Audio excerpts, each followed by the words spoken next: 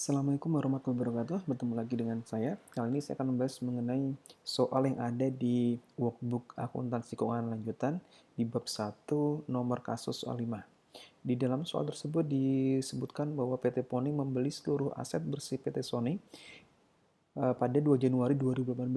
Untuk mengambil alih tersebut, PT Poni membayar dengan mentransfer cash 10 juta dan menerbitkan 40.000 lembar saham dengan par 1000 dan harga pasar per 2 Januari 2018 adalah 2.000. Biaya penerbitannya adalah 2 juta. Kemudian diketahui juga laporan posisi keuangan PT Poni dan PT Sony. Untuk khusus PT Sony ada book value dan fair value. Dari sini kita bisa melihat bahwa total aset dari PT Sony book value-nya adalah 107 juta 10.000. Kemudian kalau kita lihat juga bahwa net aset book value dari PT Sony itu sebesar dari common stock, share premium dan retained earning kita jumlah yaitu 18 juta tambah 22 juta 500.000 dan 30 juta atau sekitar ketemu 70 juta 500. Itu adalah net asetnya. Kemudian di fair value-nya terdapat beberapa perbedaan, misalnya di account receivable ternyata ada over value sebesar 500, kemudian inventory under value sebesar 3 juta 500, kemudian land juga under value, kemudian building juga under value, equipment over value sebesar 1.250 dan seterusnya. Nanti kita bisa lihat dari perbedaan di sini. Kemudian dalam usaha mengambil alihan tersebut, PT Poni mengeluarkan biaya sebesar 3 juta. Jadi kalau kita lihat di sini ada biaya terkait dengan akuisisi, maka ini kita sebut dengan investment expense sebesar 3 juta. Dan kalau kita lihat di atas tadi, ada biaya penerbitan saham baru, berarti ini adalah issuing cost related financial instrument. Maka ini akan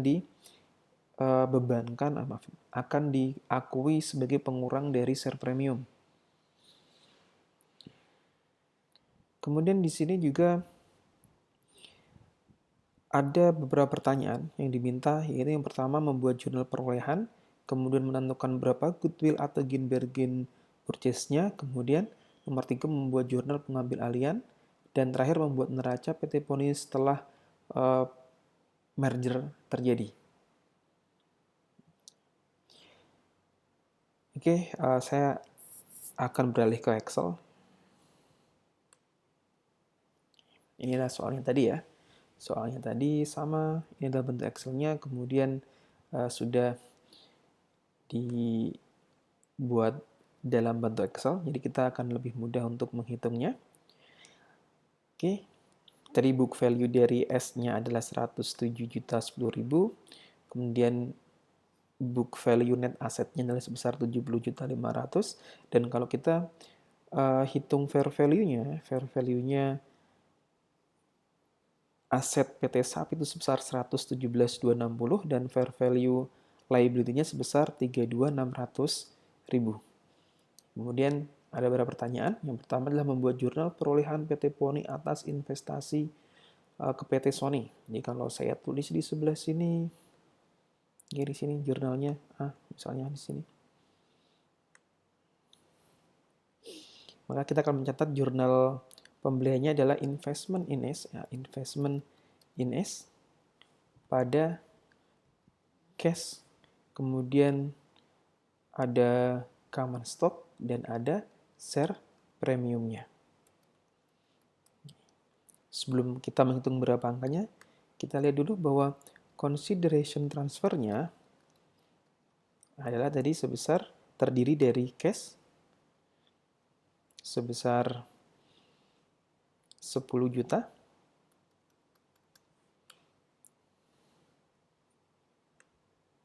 kemudian menerbitkan saham.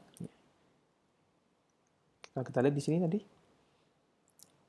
40.000 lembar dengan harga jualnya adalah 2.000. Berarti di sini 40.000 lembar dikalikan dengan 2.000. Akan ketemu sebesar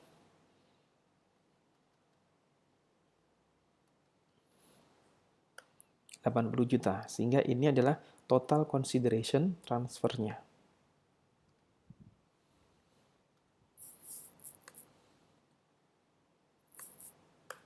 Maka di sini investment in S-nya adalah sebesar 90 juta, kemudian cash-nya adalah 10 juta, kemudian common stock-nya tadi adalah 40.000 lembar, dikalikan dengan par-nya 1000. Sisanya adalah masuk ke dalam share premium. Berarti share premiumnya adalah kelebihannya dari par adalah nilai 1000, maka juga sama dengan 40 juta. Jurnal berikutnya adalah bahwa dalam penerbitan tadi dibutuhkan biaya sebesar 2 juta. Maka kita tulis share premium pada cash yaitu sebesar 2 juta.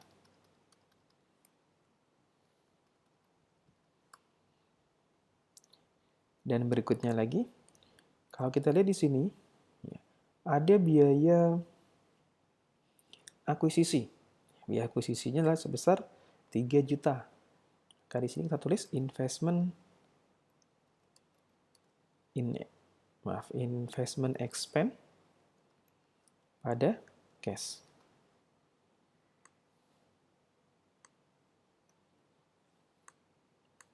Yaitu tadi sebesar 3 juta.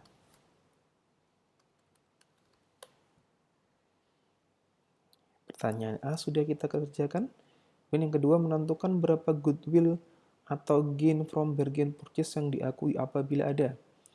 Pertanyaan kedua, misalnya saya di sini B. Tadi kalau kita lihat bahwa consideration transfernya, sini ya saya copy, adalah sebesar 90 juta. Kemudian kita hitung berapa fair value net asset-nya. Fair value net asset.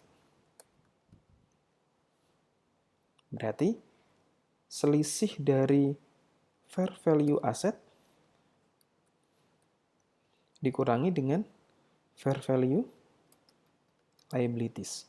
Fair value asset-nya tadi adalah kalau kita jumlah di sini 117.260 dan fair value liabilities-nya adalah ini sudah dijumlah 32.600. Maka totalnya, kalau saya tulis di sini, totalnya adalah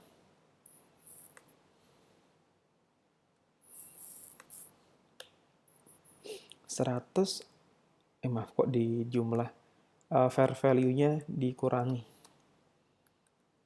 Fair value net asset-nya adalah sebesar 117 dikurangi dengan 32.600, ketemu 84.660.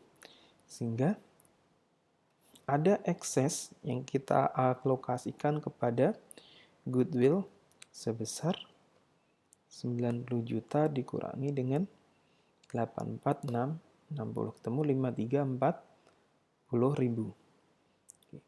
Sebagai tambahan bahwa pada saat kita mengurangkan consideration transfer dikurangi fair value itu akan ketemu goodwill, sedangkan kalau kita mengurangkan consideration transfer dengan book value net asset itu akan ketemu dengan excess. Jadi ada bedanya excess dan goodwill. Kemudian kalau excess nanti bisa dialokasikan ke identifiable net asset-nya. Kemudian kalau masih ada sisa baru kita akui sebagai goodwill. Kita cek ya, bagaimana kalau kita menggunakan book value net asset. Jadi consideration transfernya adalah 90 juta. Saya tulis di sini. Oke, kemudian book value net asset dari S ya. Itu berarti di sini ya. Total asetnya ini aset, kemudian book value liabilitasnya. Oke. Asetnya 107, kemudian liabilitasnya ini ya liabilitasnya ketemunya nanti 70.500 kalau nggak salah ya, tadi sudah kita hitung. Kemudian book value net assetnya kita kurangkan 7.500, sehingga pada saat kita mengurangkan consideration transfer dengan book value akan ketemu yang kita sebut dengan excess.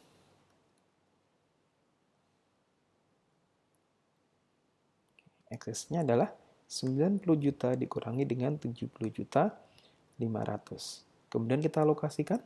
Kita mengalokasikan ke identifiable asset dan liabilitas yang ada perbedaan antara fair value dan book value-nya. Kalau kita lihat di sini, saya insert satu lagi. Kemudian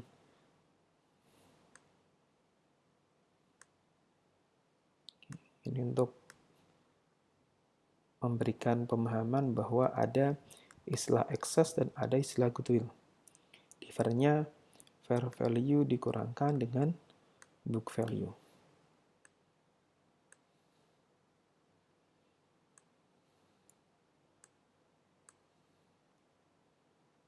Kita juga kurangkan sampai dengan, oke, ternyata kita lihat ada perbedaan di 1, 2, 3, 4, 5, 6, 7 akun. Maka kita akan alokasikan yang ada perbedaannya. Yaitu alokasinya ada di account receivable. Kemudian sebesar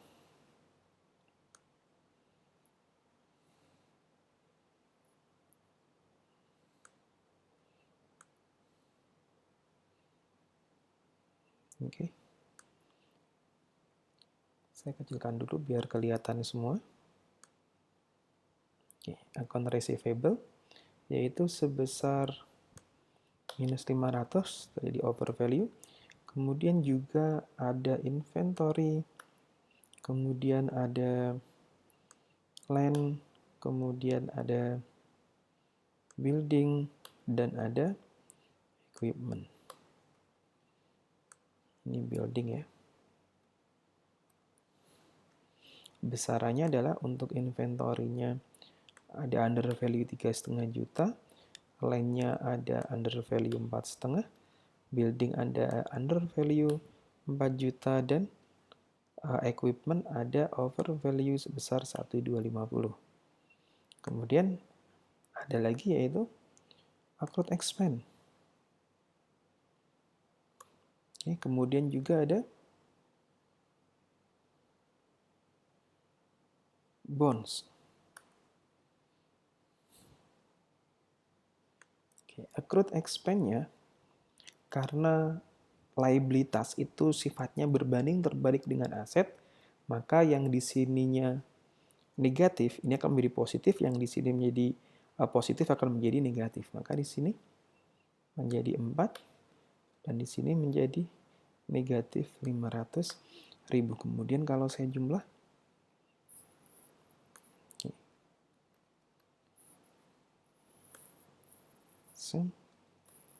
14.160, kemudian jadi total eksesnya yang dialokasikan ke identifiable net asset sebesar 14.160. Kemudian sisanya berarti kita alokasikan sebagai goodwill. Ya, kita lihat goodwill-nya sama ya. Goodwill menggunakan fair value maupun menggunakan cara yang kedua sebesar 5.340. Kemudian kita lanjutkan lagi ke soal berikutnya. Setelah kita bisa menentukan adanya goodwill, yang nomor 3 adalah membuat jurnal pengambil alihan. Jurnal pengambil alihan berarti kita mengakui atau mengambil alih semua identifiable asset dan identifiable liabilities. Oke, maka di sini ya, yang punyanya S didasarkan pada fair value-nya. Saya ambil di sini cash sampai dengan equipment ada di bagian debit. Oke, ditambahkan tadi ada goodwill. Oke, kemudian bagian kreditnya account payable sampai dengan bonds. Kita masukkan ke bagian kredit. Dan karena perusahaan S itu dibubarkan, maka kita hapus investment in S-nya. Oke, maka kita akan mencatat sekarang cash-nya berarti fair value-nya saya ambil Kemudian fair value liabilitasnya juga saya pindahkan ke sini. Oke, kemudian goodwill-nya tadi 5340 dan investment in S-nya tadi sebesar 90 juta. Oke, kalau kita mau ngecek berapa dividen kreditnya, ini harus seimbang. Oke, sekarang kreditnya. Kita akan coba. Ya, sudah seimbang ya. Berarti insya Allahnya benar. Oke, kemudian setelah kita mengakui jurnal akuisisi, yang terakhir adalah kita membuat neraca. Neraca sesaat setelah akuisisi. Berarti kita akan menjumlahkan maaf, kita akan menjumlahkan aset posisi laporan keuangannya P dengan jurnal yang sudah dibuat di huruf A dan di huruf C. Oke, maka saya copy dulu di sini. Oke, saya copy di sini biar gampang.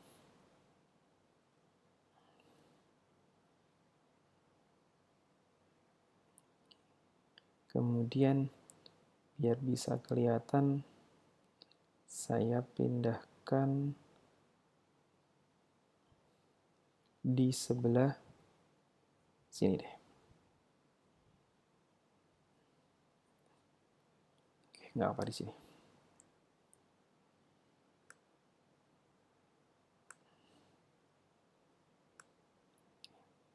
Kemudian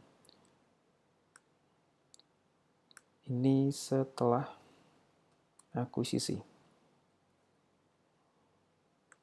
Ini sebelum akuisisi. Oke, setelah akuisisi, maka kita akan menjumlahkan akun di sini dengan yang sudah kita jurnal di huruf C maupun yang ada di huruf A. Oke. Ternyata case-nya dikurangin ya, ditambah yang huruf C, dikurangin untuk membeli sebesar 10 juta, dikurangkan untuk membayar share premium, untuk membayar biaya penerbitan, dan dikurangkan untuk membayar biaya konsolidasi. Kemudian untuk account receivable-nya, berarti di sini punya P ditambah dengan huruf C di sini. Kemudian untuk inventory juga sama, kita jumlahkan yang ada di huruf C. Kemudian prepaid insurance ini juga kita tambahkan dengan di huruf C. Kemudian line-nya juga kita jumlahkan dengan yang ada di huruf C. Kemudian buildingnya,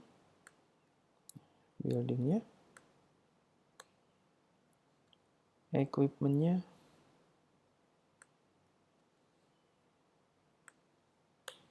dan kita tambahkan satu lagi adalah adanya goodwill. Itu goodwill sebesar 5340. Kemudian account payable-nya. Account payable-nya juga kita jumlahkan. Account payable-nya tambah di huruf C. Kemudian accrued expense-nya juga kita tambahkan. Kemudian notes payable-nya juga kita tambahkan.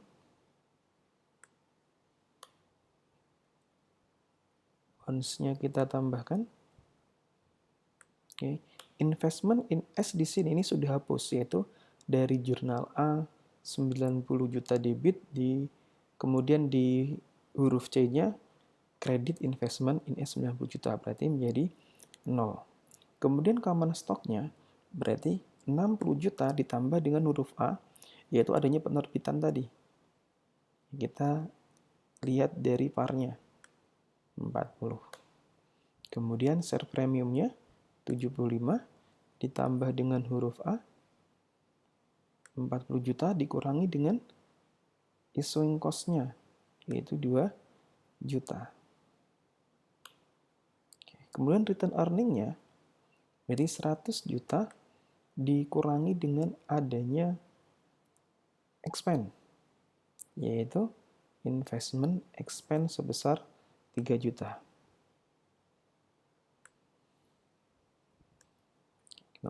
Kalau misalnya mau ditambah, nggak dimasukkan return earning juga tidak apa-apa.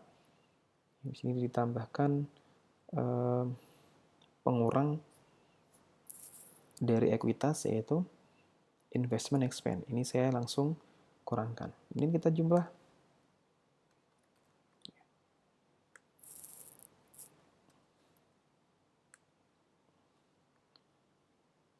Ketemu 464.300 di sini. Akan ketemu 464.300 dan sudah seimbang. Ini adalah pembahasan untuk soal nomor 5 workbook bab 1. Oke, semoga bisa dipahami dan jangan lupa tetap belajar dan jaga kesehatan. Wassalamualaikum warahmatullahi wabarakatuh.